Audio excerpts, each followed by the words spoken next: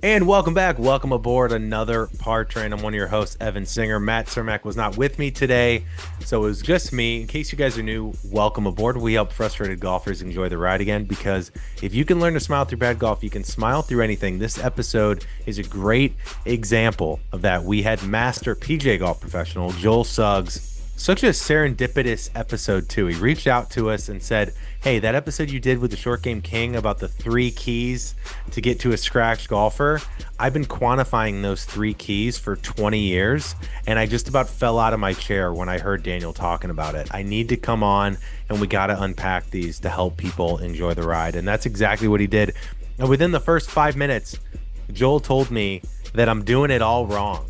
He called me out. He showed me a mirror. And I'm glad he did. You guys are going to be blown away as well. If you like this episode, hop aboard the channel and subscribe now. And hope you guys enjoy the ride. Take care. Joel Suggs, welcome aboard the Par Train, my man. I'm happy to have you. Thank you for having me. I'm honored. So, Joel, I was just telling you before we started recording, this is one of the more unique ways that a podcast has come to fruition. I had Daniel, the Short Game King, over to my studio here, and we talked about the 3 things that he did to get him to a scratch golfer. I think he went from, this was probably 4 or 5 episodes ago. He went from, I believe, a 6 or 7, maybe even higher than that, maybe an 8, down to a scratch in about 6 to 12 months. And he did it in 3 key ways. And I got an email from you. We had never met. And you sent me a very nice voice note. And you said, Evan, I got to admit, and keep me honest to make sure I get the story right. Surely. You said, Evan, I don't listen to many podcasts, but somehow I came across yours. I listened to the podcast with you and the Short Game King. And ironically, the 3 things that Daniel outlined that helped him get to a scratch golfer were the 3 things that you've been working with anyone from a PGA Tour pro to an everyday golfer, and you've quantified those things. And you said this could be a really interesting podcast. This is kind of what I've dedicated my 20 plus years as a PGA Master coach in. And so here you are. We're going to do just that. I'm very excited to quantify this and dig into these 3 points. And I also told you in that friendly email that I about jumped out of my seat. Yeah. I was so excited. Old guy like me, man. I'm 63 now. I about jumped out of my seat. I'm thinking, dear sweet Daniel, 26-year-old man. You feel old at 36 to him. Mm-hmm. I said, this man found it in the dirt. That's the Yeah. kind of self-directed learning that I've been through my entire life since I was 16 when I was able to start playing seriously. And many other people have not experienced. So I was so impressed with Daniel, that young man. I'd like to meet him one day because he found it in the dirt. And so he was just open-minded to his self-directed learning. Yep. Which I love, which I've been doing my whole life. And I try to get other people to do, but it's hard. And so that's why I was so excited to hear you talking with him about that and the way he found it. And he's started to learn more about it. And it's helped him tremendously. And I've found it's helped people tremendously. And I've quantified it all those years. So thanks, man, again, for having me on. Yeah, absolutely. And before we get to the 3 points and really dig in, I wanted to ask you, just in case people don't know the difference, because frankly, I don't think I know the difference. What is the difference between a PJ Master coach and a PJ professional? Can you help differentiate that and how someone becomes a PJ Master, what that means? Yeah, absolutely. In fact, again, I could talk for 12 hours about this. But people think of the PGA Tour and PGA of America as the same thing. PGA Tour has 200 dudes. Mm-hmm. They're the famous guys on TV. There are 30,000 schmucks like me around the country. All right? Most of us are men. A few of us are ladies. But 30,000 guys like me that are running, Hard Rock Country Club down the road or Hard Scrabble golf course a few miles away from. So we're the guys that you see at your club. We're PGA of America members. Now, we still have to be a good player, which means you have to shoot like in the low to mid 70s. So we still have to be a good player, but we go through an apprenticeship. You might have, so that's what 30,000 PGA members around the country, 200 PGA Tour players. When I became a master professional about 20 years ago, I think there were only about 150 master professionals in the country. we were all PGA members, but we'd done education and had a lot of experience and success in our various realms of endeavors as a club pro. I've never run a pro shop since being an assistant pro at Sea Island. Um, since 92, when I left Sea Island, I've just given lessons all day. So I'm one of the few guys who's not only a PGA master professional, but who also teaches full-time every day. So I'm Hmm. guessing there are probably only about 100 of us around the country who are actually master professionals. And we don't run shops. We actually teach all day long. And all master professionals exclusively teach? No, no, that's what I'm Oh, saying. okay. That Now they're up to about 250 master professionals around the country. you're one of the only ones that still teaches. Right. Most of Got those it. guys are general managers or head pros at a country club or a resort, something like that. They're head pros. Um, I'm one of the guys, I think there are about 100 of us who actually just teach full time for a living, give lessons all day, like I've been doing since 1992. Got it. And just so I'm clear, PJ Master Professional, what you're saying is essentially it's just different levels of certifications and things that you go through to get reach that level. Certifications and experience and Got success. it. Okay. Um, awesome. Well, you probably get to see it every day. We were talking off air. The whole point of this show is to help people improve their experience with the game, right? You know, we had Yep. Bob Rotella on the show a few years ago, and I'll never forget what he said to us. It's our number one episode in 8 years. And he said to me, you know, people come up to me and they tell me how much they love the game. They tell me that they get the magazine in the mail, they get club fittings, they watch the tour, they're getting lessons, they're playing, but on the course, they don't like it. They have a terrible time. And he Right. said to us, if you are on the course and having a terrible time, the majority of the time, you do not love the game. Right. You love everything other than playing. So the goal of this show, and hopefully today, is to help people improve that experience when they play. So I'm going to break down the three keys just as a reminder for everybody, and then let's just dig into them one by one. Yep. So number one with Daniel, the number one way that he started to become a scratch golfer was getting better and having more knowledge around 40 to 80 yards out. He created kind of a wedge matrix, right? This Yeah. far back, this club, understanding his distance control and his wedge game from 40 to 80 yards out. How do you quantify this? How do you dig into the first point? I don't want to be a politician, but I'll be honest with you, of course, as always. The three things kind of run together. Okay. So you're the boss here. I don't want to be a No, politician and, take it however you want. evade your question. Here's the thing. How many times, let me ask you, how many times do you miss a green from 40 to 80 yards?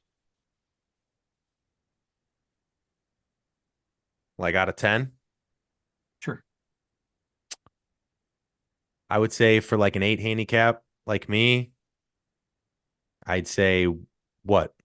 4 out of 10? For shame, for shame, for shame. You don't know. You don't know, Evan. How long have you been Yeah, trying hard at golf? that's a good point. How long 18 have you been years? trying hard at golf? How many Almost years? 20 years. 20 years. That's the kind of self-knowledge that our young Mm, friend Daniel has. mm, And he was 6 years old when you started trying hard.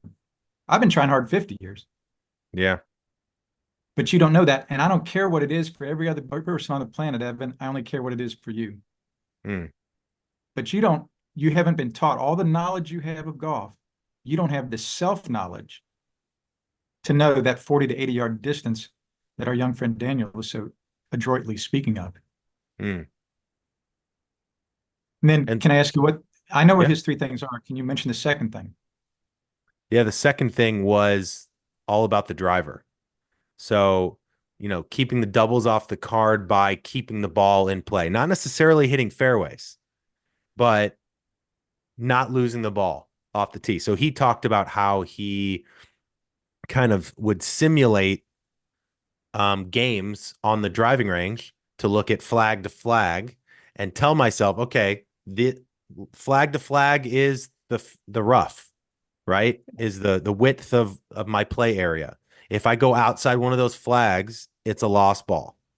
And working to give yourself a consequence and then practicing to try and keep the ball in play. That was number two.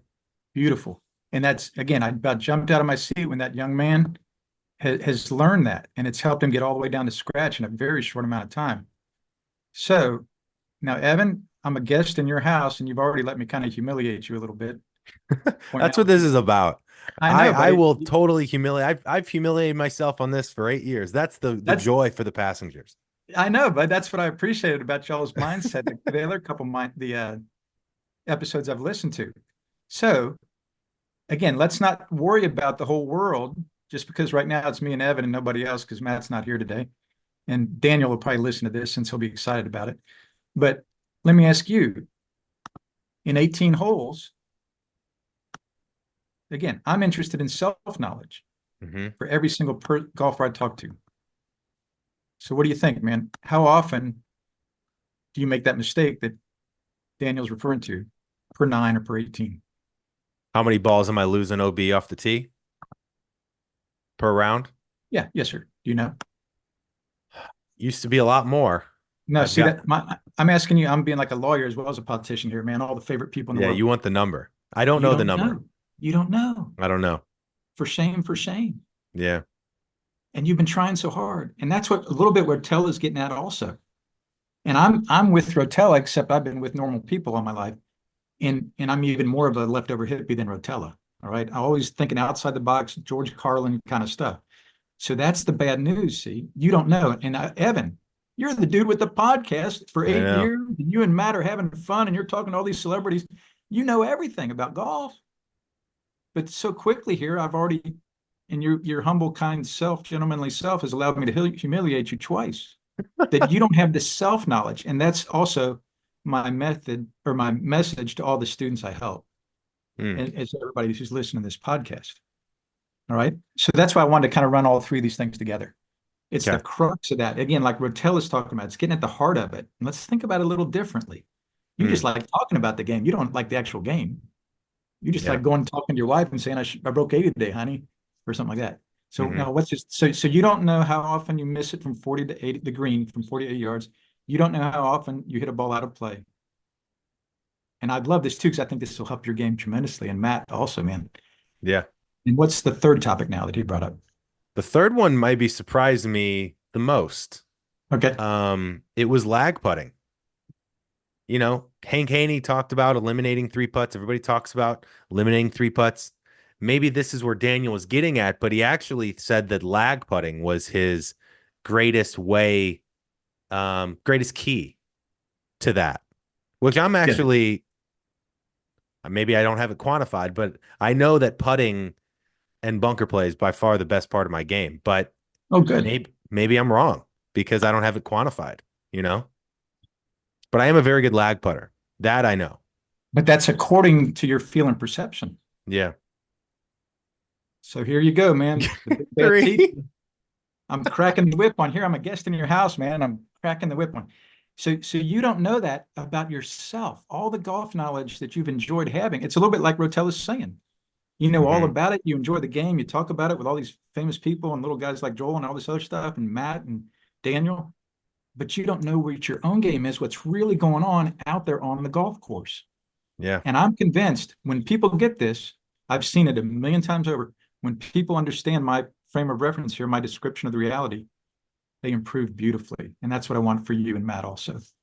So let me So, ask you that. yep, On that point, is that a simple as get something like Arcos so that you can quantify, or you do it through the almost, scorecard? almost. Now, Okay. now can I share my screen? Yeah. So here we go. And by the way, for anyone only listening on audio, if you want to see Joel's screen, you can always find this on YouTube, just as a heads up. Okay. But we'll talk it through as well. For anyone on Indeed. audio, I'll explain what you're showing. Exactly. And then let me see. I share my screen. I did not expect this to happen so quickly, by the way. To what happened so quickly?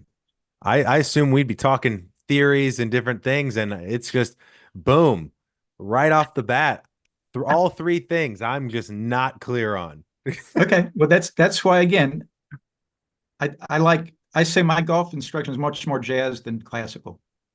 Yeah. Classical, you play the note every on the page as it's written, that's success. In jazz, success is rolling with the punches and Mm, seeing what every moment's going to bring. I like So that. I have to, I like jazz. there we go. So now, can you see that bell curve? There we go. Yep, I got it. So here's what I've found in terms of those three beautiful things that Daniel's on the right track of. Yep. See, I'm a PJ Master Teaching Pro. I wish I could go out and shoot 76 and say, oh, I played terrible today. You know, I'm a PJ Big Cheese Master Teaching Pro. 76, that's terrible. I should shoot 68. Mm-hmm. Well, that's hilariously bad self-knowledge. Mm. After the round, like Rotella's talking about. After the round, I'm stupid. Because I know if I go out right now, if I play poorly, that's what PGA stands for, by the way, poor good average. Mm. On your personal bell curve. Every one of us has a personal bell curve. Okay. So P, when I play poorly, I know if I go out today and play poorly on a normal course, I'd shoot about 81. If I play good on my personal bell curve, can you see my cursor? Yep. Okay, good. So if I'm over here, I'm about 81 on the poor side of my bell curve if I go out and play today. Normal weather, normal course. If I play well, I would shoot about 70 today on a normal regulation course, good weather. Okay. And if I play about average today, I'd shoot probably about 75. Okay. Now, to me, that's looking in the mirror. Instead of saying, oh, well, the world says I'm a PJ Master Teaching Pro, you know, and we're living by society's expectations and we're trying to please people, instead of having a nice intrinsic self-motivated self-satisfaction of loving the game of golf itself, like Mm. Rotella's talking about again there. Mm-hmm. So I know I shoot 76. I got to admit, instead of saying, oh, that's terrible, I should say, no, that's about it. I played about average today. Mm. Now, So knowing everybody knowing has, the numbers takes out the personification, the identity part of it. It's just part of the standard deviation, part of the law of averages. get real, Joel. You don't have the longest hair in class anymore, baby. This is not 1976, right? When my hair was down to here, but I'm not surprised by that because I've been looking in the mirror every day. Mm. A guy goes out and shoots 90 and he gripes all day about it. And if we saw God's video on his scores and had every score written down, 90 might be on the good side of his bell curve, and yet he's going home mad. Mm. So I'm into self-knowledge. That's why you were so polite there, Evan, to allow me to shame you, because you didn't know that about yourself. These three things that, again, are so important, I've found in our games that Daniel has also found out. All right? Yep. And so here we go with these three things. What I have found, when you do well with each of those things that Daniel has found, what creates inconsistency? I say your swing does not equal your shot. That's another topic. But Mm-hmm. consistent golf, here's another way I would have tricked you into probably answering incorrectly there, or just not knowing the answer, not being even wrong, Evan, just not knowing the answer. I have found consistent golf means you're making more good scores on your unique PJ bell curve. Do you Mm. remember what G stands for? Good. Yeah, up there at the top. Good. G Good. stands for good. Okay. Remember what P stands for on your bell curve? Poor. 4. Poor, good, average. Yeah. That's your bell curve, PGA. Okay. So, and again, because Daniel and you and Matt and I are very open-minded, humble guys, Rotella seems that way also, we're into just gathering facts. So I left Sea Island. We had high-tech equipment there at Sea Island to give our lessons, of course, back in 92. I I love left Sea there in Island. 90. I left there in 92, and I'm teaching at a real nice, fancy new driving range in Jacksonville, Ponte Vedra area. And I'm helping these guys hit it great. They're coming in their lesson. They're warming up next to me. They're hitting it great. I'm like, Mm. man, they're doing great. This is great. I'm finishing up with my previous lesson here, and I'm seeing this other guy on the edge of my shoulder. I finished with my current guy, go to this other guy, say, man, you're hitting it great there, Fred. He goes, yeah, no kidding, Joel. These lessons are phenomenal, buddy. This video you're giving me and the tips you're giving me, I'm hitting it great, Joel. This is blowing me away. And I'm thinking, yeah, you're hitting it better than me, Fred. What are you shooting? He says, oh, I'm still shooting 44 in my league, Joel. I'm playing about 6 or 7 holes like a tour player, man. I'm about even 1-2 over, but I'm still shooting 44 in my league, Joel. But I love your lessons. I love your lessons. And I think, oh, good, because yeah, you're hitting it better than me. You're hitting it beautifully, man. You're really doing great with this. But then he walks away. I give the lesson. We keep going. I walk away and I think, why is the man still shooting 90? He's hitting it better than me. Mm. And so back in 30 years ago, I started getting on the course with my people a lot more in Jacksonville. Mm. And I started keeping detailed records of everything they were doing. And this is what I found. Drive out of play, 3 putts and 3 pitches, which is basically what Daniel has found the last 3 or 4 years that he's gotten down to scratch. Yeah.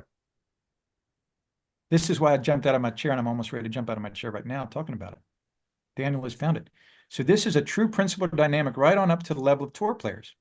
Here's Jordan Spieth not being able to get his pitch on the green across the creek on number 12 at Augusta a few years Yeah. ago.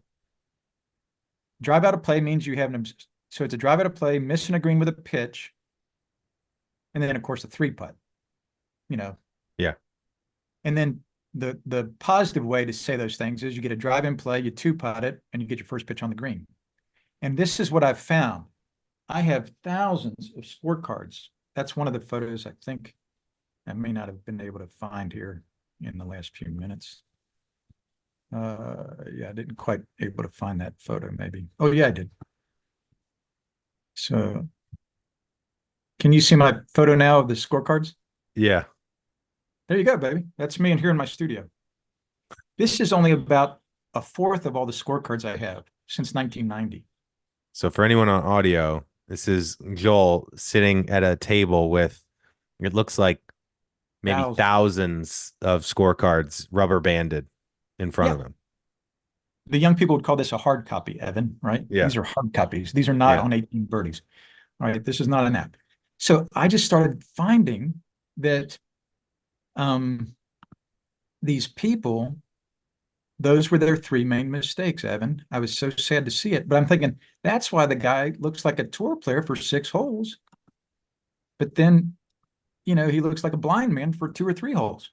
Hmm. You've heard of Tiger Woods, correct? I've heard that name. Yep. Okay, here we go. So this is the guy named Fred that Joel's given a lesson to 30 years ago in Jacksonville we just discussed. Now you can see that chart, right? Now I got a chart of Tiger Woods. Description of the reality from the 2022 Masters.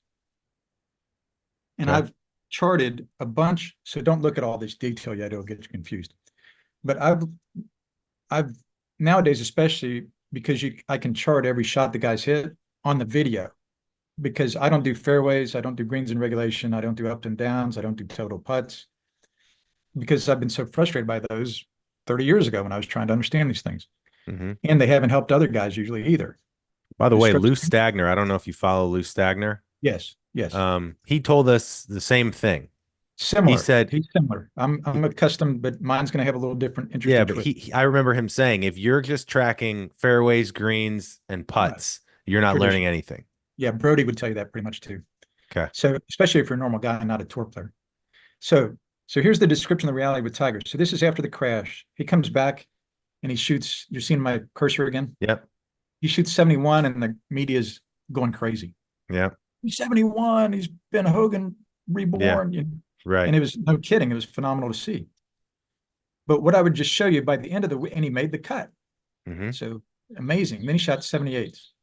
What I would show you is he shot 301 for the week and finished in 47th place. Mm-hmm. But if he had been avoiding those things that Daniel had noticed and I've learned over the last 30 years, he'd have tied for third.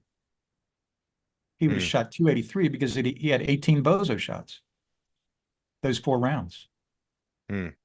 Just like Fred does, the guy I'm giving a lesson to, who shoots even par for 6 holes and he still shoots 45 in his league. Because he has 2 triples and a double or something. Right. So this is what I'm going to show you. The Tiger, his 18 bozo shots over here on our right, Evan, as we look at it, he had 8 drives out of play, he had 9 3-putts, and he had 1 3-pitch. Now, what do you consider at Augusta with drivers out of play? Is that just like in the trees?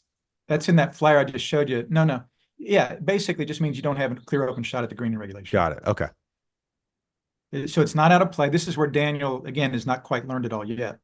It's not just out of play or out of bounds, or stuff like that. It just means you don't have a clear open shot at the green in regulation. Got it. Okay. So that's a good question. And then 3 pitches means you missed a green with a pitch. Right. Most greens are 30 to 40 yards long. You're 40 yards off the edge of a 40-yard target, and you missed it. Yeah. So you are a bozo. And then that's a 3 pitch, and then a 3 putt is obvious. If you use putter from the fringe, that's called a putt in Jules vernacular. Okay. So there we go. So 3 putting. And see, here's the deal. The tour can't keep stats this way. How many thousands of categories does the tour have on their amazing website that they've worked on for 40 years now? But they can't tell us how many drives are out of play.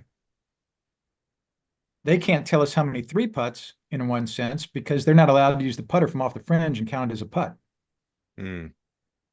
And then they can't count 3 pitches because they don't know exactly where to define a pitch for every player.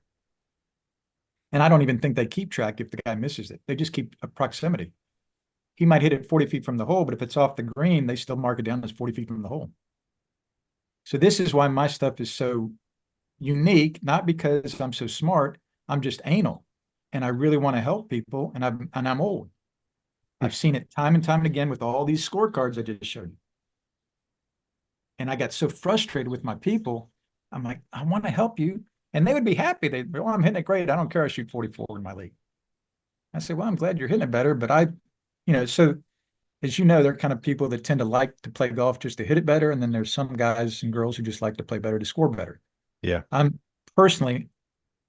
like to score better. And then most people I know like to score better, you know. Yeah.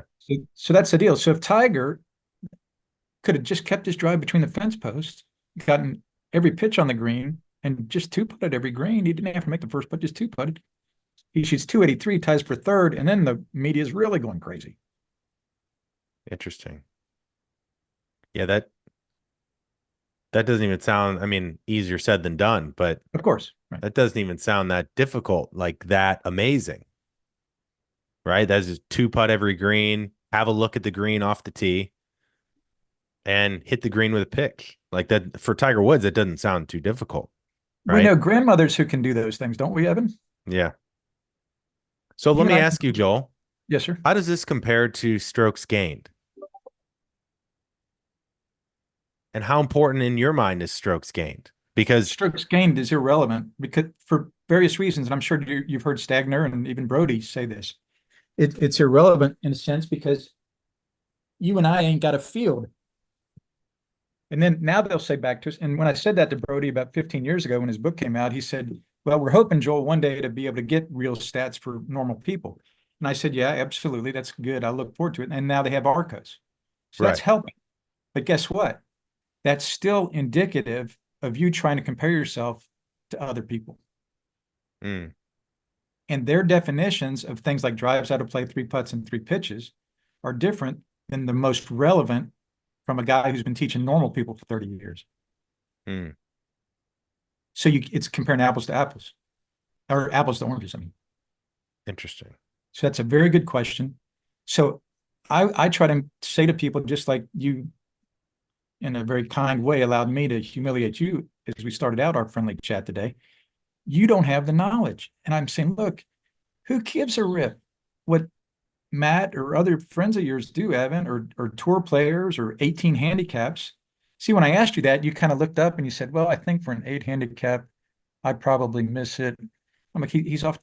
He's like everybody else. Evan's like everybody Yeah. else. He's just dazed and confused. He has no idea what he's really like. He thinks he still has the longest hair in class 30 years ago. He hasn't looked in a mirror. And I'm giving you guys a good mirror. This Yeah. is how you can compare yourself to yourself and really get better as time goes on. So So, then let's say someone's like me and they're like, wow, I don't really know the answer. And I'd like to know the answer. Um, how do you start?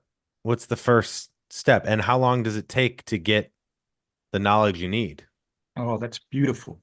Because it feels a little bit of a burden, right? Everybody wants to get better at golf, but nobody wants to. The idea of saving every card and tallying stuff after, suddenly you might have lost them, which is a funny dichotomy. That's true. So here, let me show you another one because I'm going to show you a really good example of someone who answered your question beautifully this past season. Okay. Uh, Because I remember Lou Stagner told Matt and I, he said, I'm going to get you an Arcos because you are leaving shots on the table by not knowing your stats. I fully agree with that. But Yeah. Arcos is you're getting a lot of stuff that's not very relevant. Mm. You're getting too much information. What I would tell you is, um, let's see, I want to find another one because someone answered this question beautifully. And I want to show it to you. Because then I almost wonder if your point is Arcos gives you too much, but Right, it's automated. Are people going right, to be better off being able to sift through something like that right, than plot it themselves? right. See, What would you say? the answer is no. Okay. They're going to be worse off. Here's what I Interesting. equate it to. Um, I think Matt's going to be pretty upset he missed today. well, I I could think he see him might. having a field day He'll right find us now. on the internet. He'll find us on the internet one. All right. So here's this fella. Let's see here. Yeah. Hey, there we go. Yeah, this is actually live here, man. This is his current. Oh, you're not seeing it yet, I'm still probably are. seeing Tiger. Yeah. I gotta find you.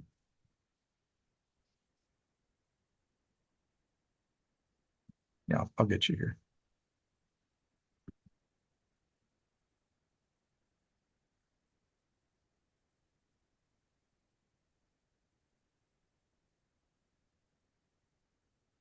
Here's your great question, your most relevant question. Now you can see this sheet, can't you? JDB golf sets. Yep. Yep. Yep. This gentleman, you see, he was averaging 106 for 18 holes last February, Okay. and he was having an average of 8 bozo shots per nine. So he knows, man, if I just was like a little old lady and kept it between the fence post with my drive, got my first pitch on the green and no worse than two putted, I'd be shooting 45. Hmm. So that's why I would tell you it's a lot easier than you would think. You can keep this while you play. It's not a million stats. It's not a computer. It's not your cell phone. It's just, have three separate lines. Drive out of play, three putt, three pitch. And you see Interesting. he Okay. averaged So you're just creating a little box on your scorecard of exactly. these three Just items. keep your own score. Your score and your this. It's not up and downs. It's not even putts. It's just your bozo shots. And And you see he's go ahead. just so everybody is clear, the out of play column is just not having a clear. So let me ask you this then. Let's say I block one right and I'm in a parallel fairway and I've got trees in my way, but I can hit it over the trees at the green. Is that an out of play? Did you have to change your shot, your approach for that distance? Let's say you have 140 in. The Yeah. trees are small and you hit your normal 140 shot. Yeah. Then, If then I if I hit my that drives in normal play. 140 in, That is drives in that an play. out of play? That drives in play. That's in play. Okay. So as long as I have a look at the green that I don't have to change club or Yes. trajectory, that Yes. is an in play drive Or take a penalty shot, of course. or take a penalty shot. Okay. See, and this is where swing doesn't equal shot, which is a whole nother topic. Yeah. But see, the God honest truth, that swing was terrible. You hit it 80 yards right of your target line. Yeah. It's also the God honest truth. You have a normal 8 iron in. Right. That could be a birdie drive. Right. So this is, see, we're not talking about swing. We're talking about shot here today. Yeah. The three bozo shots. So this player, you see, was averaging 53. So he's averaging 106 for 18 holes. He says, Joel, this is crazy, man. If I just hit it like a little old lady on these three shots, I could be shooting 45. Yeah. What a brave, honest soul. Now, as we go through the season, we get to the end of the season. What's this man averaging now for 9 holes, Evan? 45.3. He's averaging 90 Yeah. for 18 holes instead of 106, where he started 5 months earlier. And And let me now ask you instead, this about this look, guy. instead of averaging 8 bozo shots per 9, he's averaging 3. Hmm.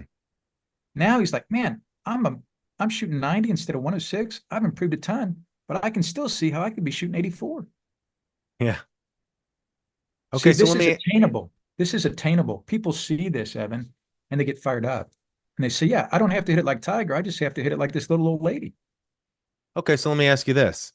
I could see, because I remember Hank Haney has said a similar thing where you just have to eliminate the three putts, the penalty shots, and the two chips, right? And then I remember you hear that and you're like, well, I'm not trying to do it, right? It just kind of happens. Like, like Scott Fawcett says, you got to eliminate doubles. The big difference between a scratch and a 10 is less doubles. It's not more birdies. So you hear that and you're like, yeah, that's awesome. That makes sense. I just have to eliminate mistakes. But I think as an average golfer, a lot of times it feels like we black out and we have no idea how that double happened. And did I try and three putt the same hole that I lost one off the tee? No, absolutely not. I don't want to Right. compound mistakes, but I did it. So let me ask you, for this golfer, what did he change that allowed him to have less bozo shots? Because sometimes, Joel, trying not to hit it OB or trying not to make mistakes can actually translate to having really tentative swings Exactly. and playing really defensive. So how do you take the conceptual to a practical playing and actually do it? He and I, most of my students and I, for a working man or lady, we have a lesson about once a month. Okay. I don't like once a week lessons. Then it becomes like piano lessons. Don't tell my wife I said that. So Hmm. whisper piano lessons. So, and as you can see, I'm serious about doing what I say to do and thinking what I say to think. So this man and I, in our once a month lesson, these 6 months, hardly touched on his full swing at all, Evan. And you asked me the perfect question. This is another reason why I've enjoyed listening to you guys. You guys are asking the right questions. What did he do then, Joel, differently? And here's my main answer. He looked in the cotton picking mirror, Evan. He got to know himself better. Hmm. That was the most important thing he did for his golf game was he did these little tick marks on his stinking scorecard while he played, and it wasn't rocket science. And then he did take the time and effort to get this Google Sheets going on his phone or at home on the computer. So I call that practice. He goes home, it takes him 5 or 10 minutes to put it in his computer. I say, call that golf practice. I tell you Mm-hmm. it's effective. You keep doing it, that 5 minutes is going to be probably way more beneficial than the last 12 hours you've spent on the driving range trying to fix your 2-second golf swing. So, okay. So he looks in the mirror. He understands his, let's say this guy is, if you scroll up, his biggest bozo shot is on average is what? Two pitches, it looks like. You ain't a woofing. He missed the green 24 times, didn't he, Evan? The Yeah. first 5 nines last spring. So a lot of three pitches, a lot of chunks or skulls or whatever. So Exactly. I guess in that standpoint, that's a much easier thing in my mind. Clearly, he's got to go practice his pitching and his short game and improve his contact and distance control and all of that stuff, right? Improve his ability around the greens. The most important word you said there was clearly. Because it was right in front of him, just like it's right in front of you and me right now, Evan. Right. That was the most important word you said, clearly. Right. It And would it's have not been that hard to hit a interesting. pitch. It's No, not that hard to absolutely. hit a pitch. We got 8 million YouTube videos on how to hit a 40-yard pitch. Use the bounce, lean it forward, do this, do this, do this. Yeah. I'll tell you, man, I live in Cincinnati, Cincinnati Reds, baseball, 1869, Sailor Park, Pete Rose, Chevrolet, apple pie. I mean, these guys are great athletes sometimes. Yeah. I don't have to tell them a lot. Once they learn the basics of the 2-second swing, they need to see their mirror and see how good they are at it. So what's interesting about this guy, Joel, is I feel like this guy might be the easiest one to lower the fastest Indeed, because I agree. I agree. because it's certainly much easier to learn. You're chunking a chip. Let's understand the basic fundamentals of a what short game chef Parker McLaughlin calls a vanilla pick shot, right? Yeah, You're gonna have exactly. this Yes. motion and you're gonna do that most often, and let's get that right. Would you agree that if this guy had 24 out of plays off the tee, how do we start with him? Is that because sometimes like I went through this. Now I'm finally starting to come on the other side. I would try harder. I would try and draw it more, which would make me block it more because I was dipping and I was Right. losing the club and I didn't know why my face was wide open. I didn't understand that at all. And I kept losing it right no matter how hard I tried. Yeah. Now I'm finally the other way. But for someone where I knew my biggest problem is hitting it out of play, losing balls. Yeah. To that guy, is that a swing thing? Or is that a taking the driver out of play? Is it getting looking at the driver setup, or is it all of it? Like, how do you tackle that category? This is, do you know Michael Hebron? I don't know if I do actually. He's a master professional. He was a master pro back in the late 80s before I Okay. was. He's been teaching beautifully up on Smithtown Landing for a lot of years. Among us golf pros, he's a legend. He's Okay. in the PGA Teachers Hall of Fame. Okay. This is his one word answer to your question. Is it a swing thing? Is it a club thing? It depends. Yeah. That's his most famous word. And because again, and I love that he's a leftover hippie like me, it forces it back on you. Don't think Right. about the right answer according to YouTube and what the authority figures say. Ask the question, what is it about me, Joel? Is it a swing thing? Is it a club thing? And you're absolutely right. Then we'd have to figure out for you personally, what is it? And the beautiful thing is if you use this little golf mirror, you're going to know within a couple of rounds if you're making progress or not. Yeah. Well, that's a good point too, because like it might not be. I think it's easy for golfers to want to go to the fix immediately, but maybe I'm swinging too hard. Right. Maybe I'm trying to kill it. The fact that you shine a mirror on out of play being the biggest detriment to my quote bozo shots, Yep. it maybe then it gives me permission to get more curious around what's happening with my driver. Yeah. Why is it going right? Okay, that's one rabbit hole. Am I swinging too hard? What happens if I swing easier? Oh, that brings in a different ball flight. Interesting. What if I did that every time? Or do I have the right driver? Do I have the right shaft? Maybe then you start to, I wouldn't recommend doing it all at once, but you Right. tack one thing off the other. And then you start to, at least then you have a mission of like, I'm going to try and improve my out of plays. Right. What about with putting? Because putting's another one similar to off the tee where it can feel like I'm not trying to three putt, right? Like Exactly. is it distance control? And I find distance control might be one of the hardest things to practice because green speeds are different every time.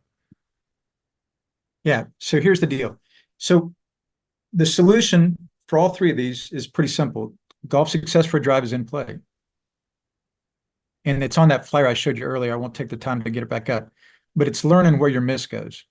And Daniel referred to this. That's the first order of business. Mm, Some guys hit it out of play, equal slice and hook it just as much. yeah. Sometimes guys come in a lesson. I always ask a lot of questions, as you can tell, before each lesson, Hmm. because I'm improvising every lesson. So I have to find out where they're coming from. Joel, the bad news is I'm hooking it. I said, okay. I said, well, the good news, they say, I say, how's it going? It goes, the bad news, Joel, I'm hooking everything. I say, oh, well, the good news is you're hooking everything. Yeah, 100%. That's much better than both. You understand that as an 8 handicap. So, Hmm. so again, it depends on your knowledge. And when you have that mirror in front of you, then you're going to be all the more interested in it. And if you have a good golf pro helping you with it, you guys will get to the bottom and you'll see immediately if you're making progress on it or not. And then the putting is the same thing. It's totally distance control. You see my chart now here, don't you? Yeah. So this is harder. This is me. This is me last year through 180 nine-hole rounds right there. Mm-hmm. So yeah, I'll tell you all day long, it's easier to improve 16 strokes per 18 when you're shooting 106 than it is when you're shooting 75. Yeah. So we all know that. But what you're going to see here is I don't count three putts either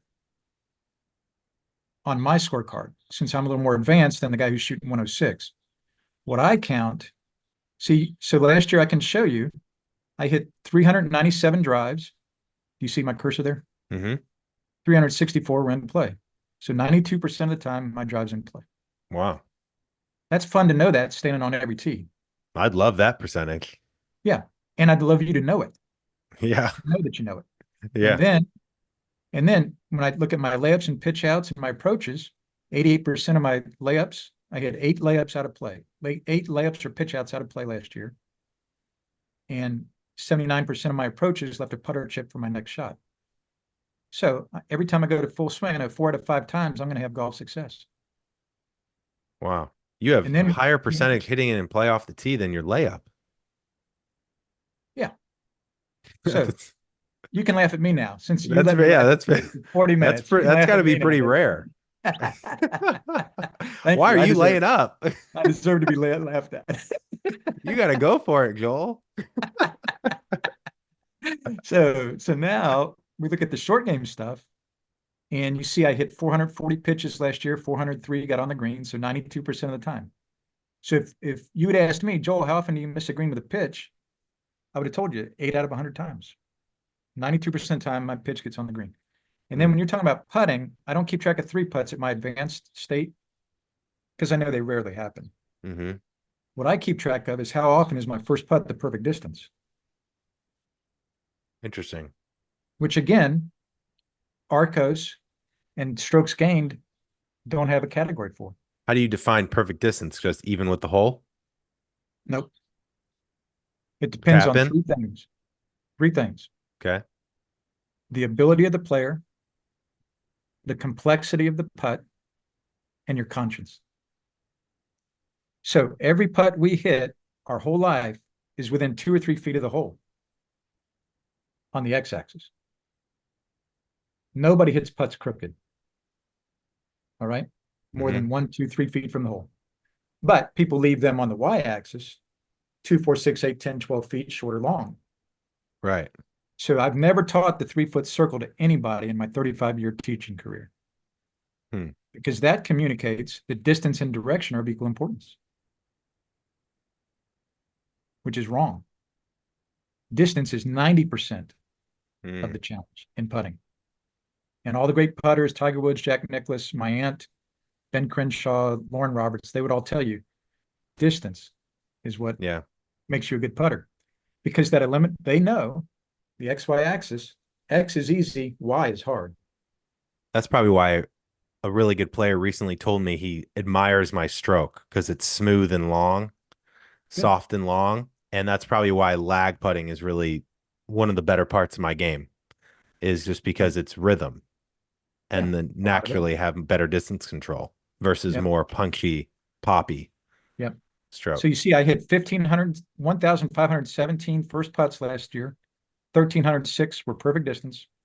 So per 9, I averaged 7 out of 8 of my first putts being perfect distance, 86% of the time. I never had to work my third putt last year, thankfully. But because of your encouragement, I will go work on my layups. Yeah. So that's the deal, man. And then the other thing that is relevant to keep relative to putting is, this will hopefully make you chuckle too.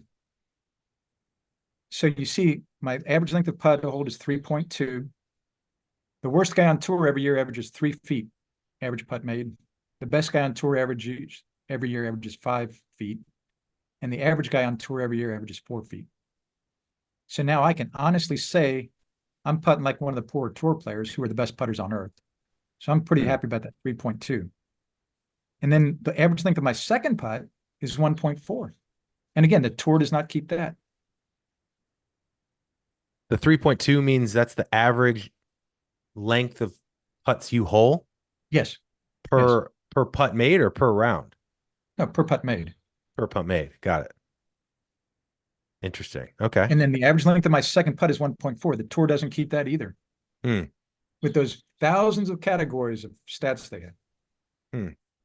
They keep that. They say they keep that, but I called down there. If a putt goes in, they say a guy doesn't have a second putt. Hmm. If a putt goes in, I say my second putt is 0 feet, and that goes into my calculation.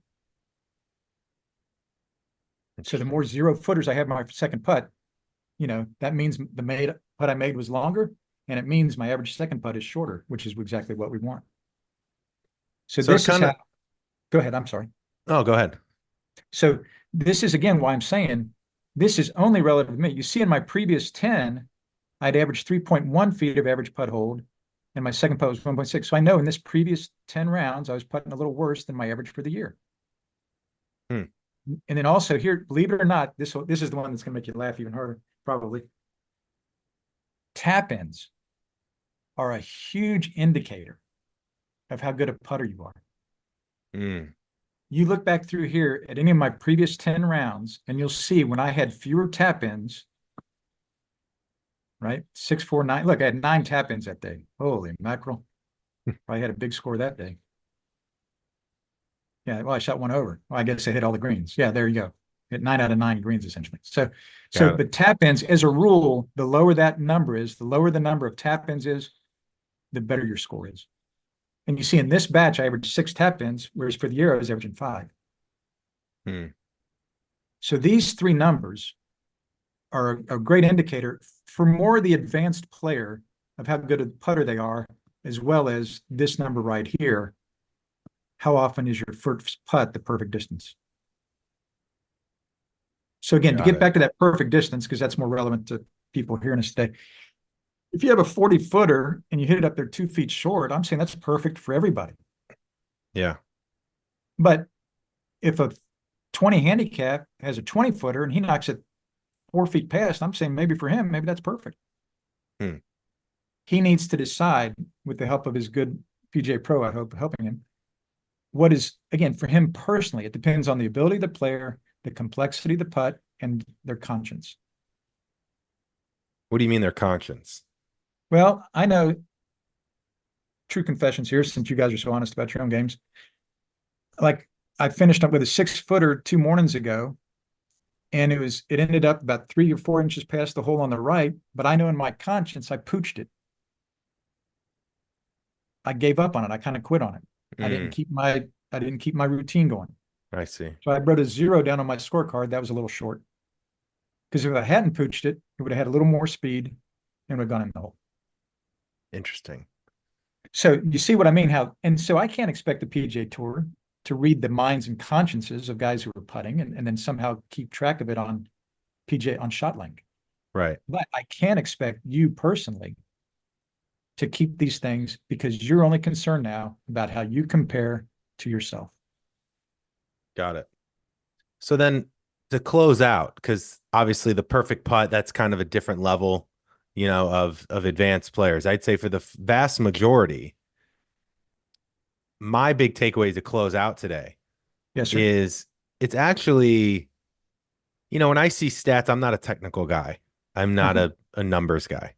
Yeah, So when no. I see Google Sheets and I see numbers, and sometimes when you're really struggling in golf, it's like I'm not good enough to do this, Right. right? But Right. I think what's kind of eye-opening today is when you think of it from the high level, simple nature of out of play, 3 pitches, and 3 putts. That doesn't seem that hard to me. It's just a Yeah, different exactly. way to write numbers on the scorecard. So I'm actually excited to go plot my scorecard with those numbers to have a baseline. Yep.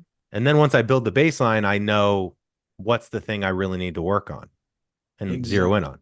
Is that And, fair? and it, there'll be an ebb and flow to it as the season goes. Right. At least you're getting your teeth and your claws sunk into Evan Right. himself, not into what some authority figures are telling me, and I'm wondering if they're right or not. No, Right. Joel has thousands of scorecards. I've shown you Tiger Woods. I've shown you this is true for everybody. So Bryson, it was kind of adorable when you and Matt said, "So what did Bryson do that Rory did not do?" Mm-hmm. And in my simple old mind, I said, "He made two more putts." it, it ain't rocket science, boys. And and yet you adroitly said later in that podcast, you said, "What's Bryson? He's he's clear on what he's trying to do. He's I think you said something else, and then you said he's enjoying the crowd." Yeah. And I thought, boy, that's so dead on. I so agree with your observations there, Evan. But here's Bryson.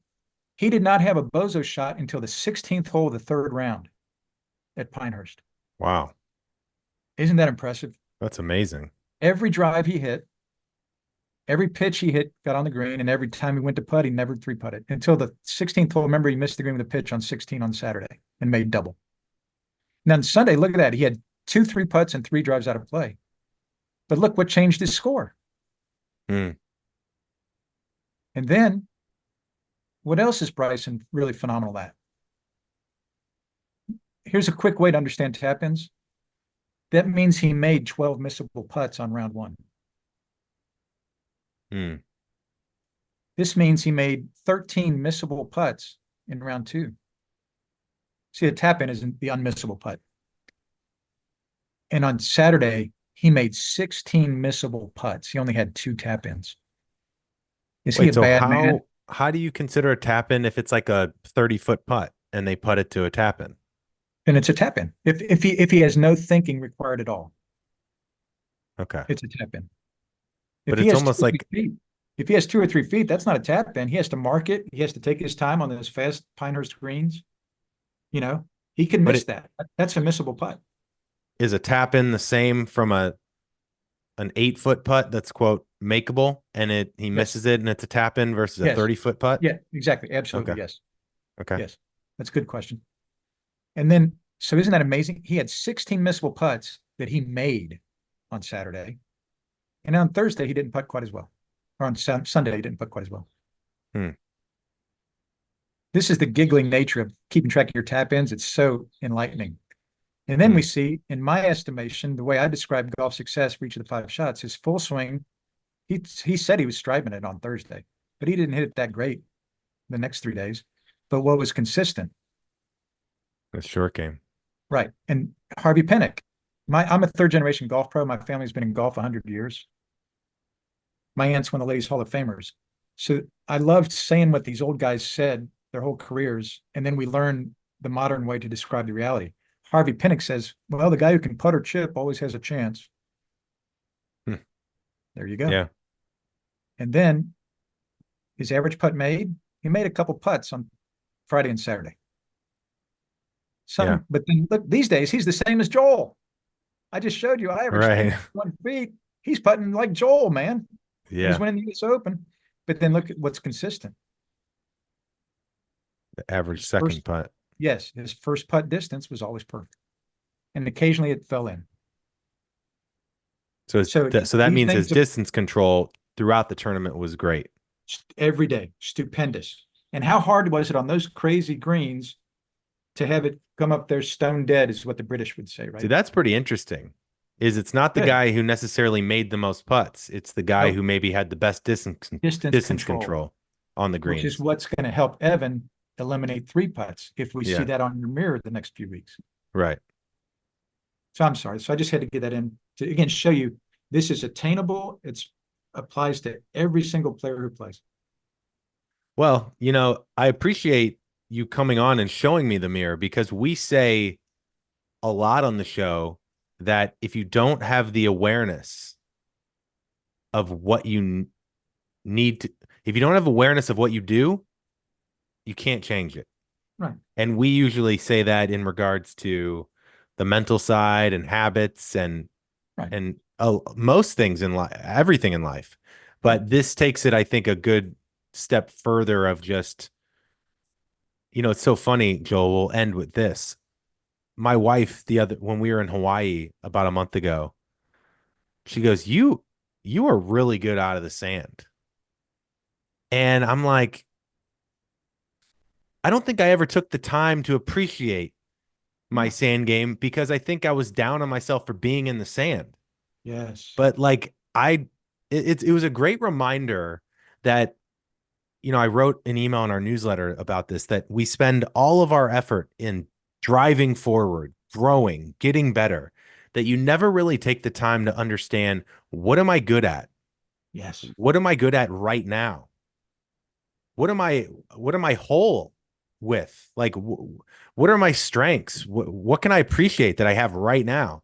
And that was really eye opening because it told me I've never really told myself I'm good at anything Uh, within golf. It was always, I'm trying to get better. I'm not as good as I could be, but it started to change things when I've played, just from someone else telling me.